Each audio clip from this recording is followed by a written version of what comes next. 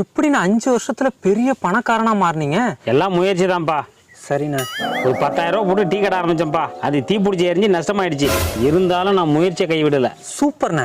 அப்புறம் பட்டு புடவை வாங்கி விற்க ஆரம்பிச்சப்பா. அந்த தொழிலும் படுத்துக்குச்சு. அப்பவும் முயற்சியை கைவிடலை. தெரியுண்ணா, உங்களை நினைச்சா ரொம்ப பெருமையா இருக்கு. தொடர்ந்து எல்லா தொழிலும் பண்ணி பார்த்துட்டேன்ப்பா. எல்லாத்தையும் நஷ்டம்தான். அப்புறம் என்னன்னு ஆச்சு? அந்த நேரம் தான் எங்கள் மாமனார் இறந்துட்டா இருப்பான். அடச்சே, ஒரு மனுஷனுக்கு இவ்வளவு கஷ்டமா? அது ஒன்றும் கஷ்டம் இல்லைப்பா. அவர் செத்ததுக்கு அப்புறம் அவர் சொத்து என் கைக்கு வந்துருச்சு. நான் பணக்காரன் ஆயிட்டேன். எருமை தெரியாம கிணத்துல விழுந்துச்சான். நான் தான் தள்ளி விட்டேன்னு எறும்பு பெருமைப்பட்டுச்சான். என்னடா முறைக்கிற? தம்பி, உனக்கும் மாமனார் இருக்காரு. முயற்சி மட்டும் கைவிடாத. நடக்கிறதெல்லாம் நல்லதான் நடக்கும். முயற்சி முயற்சின்னு சொல்லி இவன் தான் மாமனார் மூச்சை நிறுத்திருக்காண்டோ.